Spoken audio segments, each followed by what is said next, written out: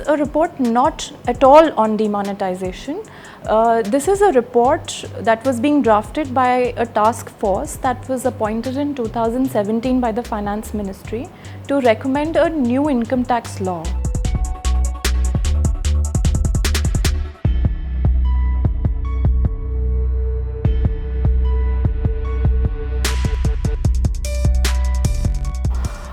In September 2017, Prime Minister Narendra Modi had announced that India needs a new income tax law because, as you are aware, the income tax law in India was written in 1961. So it is now more than 50 years old. It's no longer in line with the needs of the contemporary economy.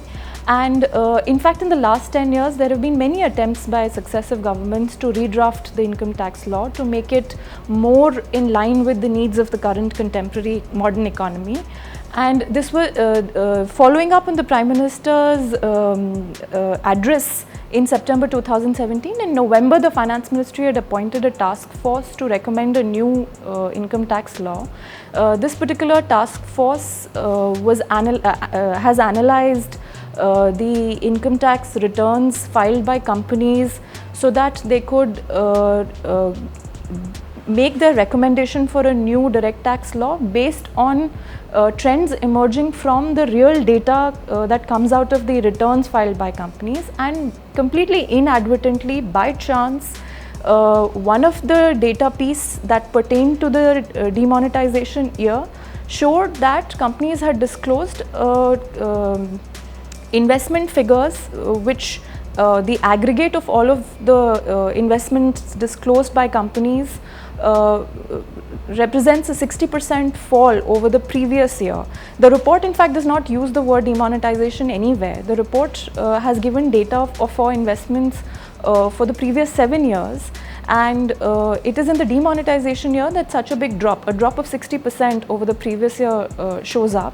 And this data was collated, analyzed and put in the report, not because demonetization was being analyzed, but because a new income tax law was being drafted.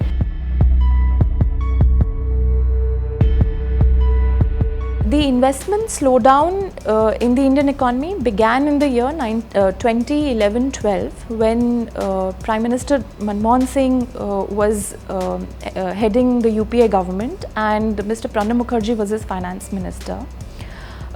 In the aftermath of the global financial crisis of 2008, there was a global economic slowdown which had repercussions on the Indian economy. The Indian growth slowed down, and the projects that were designed and started by companies with the assumption of growth sustaining at levels that India had seen in the pre-global financial crisis era, which was more than 8.5%, that those growth projections were no longer valid.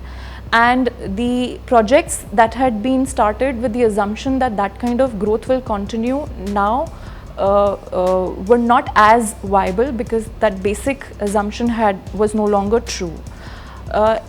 In addition, there was an added problem because of the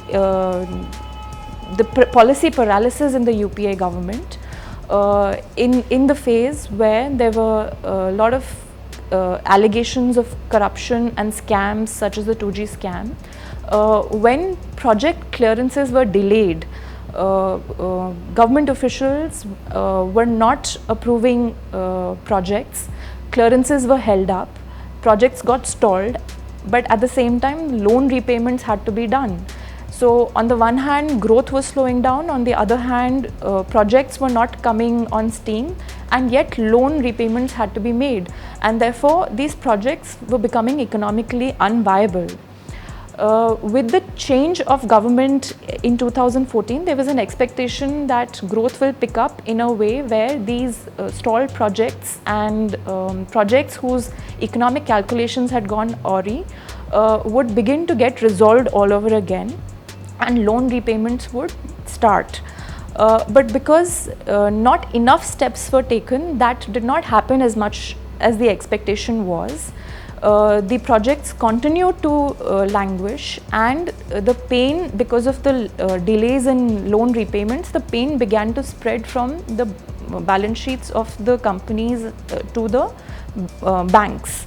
And because banks were now constrained, and if you recall, the RBI had new rules that forced banks to declare their non-performing assets under new rules, and they could not hide them anymore. Therefore, that constrained the bank's ability to make fresh loans. As a result of which, that now not only large companies but even small companies were facing a credit crunch. And with loans becoming constrained, growth not being as much as companies had been planning for, new projects could not come up, new factories could not come up, as a result of which new jobs were not created at the rate at which was needed. The government issued an office memorandum to the convener of the task force a couple of days before he was scheduled to retire, instructing him to not submit the report to the government until and unless the report had been clause by clause discussed amongst all the 6 members of the report, and until and unless at least a majority of the members were in agreement on the contents of the report. A couple of days after the issue of this office memorandum, the convener, who was now retired Revenue Service Officer, Mr. Arvind Modi, he was at that time the member legislation of the Central Board of Direct Taxes. So a couple of days after this office memorandum was issued, Mr. Modi was scheduled to retire. And normally when government officer is writing a report, and the report is not complete, an extension is issued, is given to the officer so that they can complete their report. And even though this office memorandum was issued, no extension was given to Mr. Modi. He retired a couple of days later. So before he retired, he submitted the report to the finance minister and the finance secretary for purposes of record keeping and continuation. And after he was retired, because there was no time to comply with the office memorandum, so after he was retired, his successor, member legislation in the Central Board of Direct Taxes, Mr. Akhilesh Ranjan, was made the convener of the task force. Mr. Akhilesh Ranjan has submitted his report last week to the finance minister. That report has not been made public yet. I think the government must be studying that report, and it is expected that the report will be made public in some time. Until Mr. Akhilesh Ranjan's report is made public, it is a little difficult to say what exactly happened with Mr. Arvind Modi's report.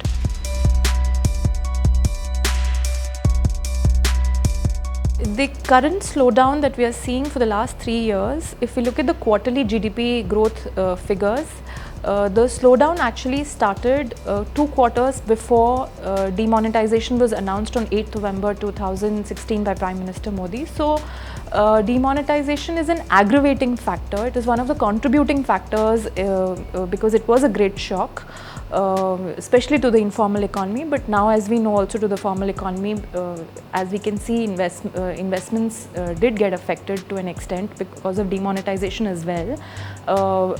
Other than other factors that I explained, like the credit problems.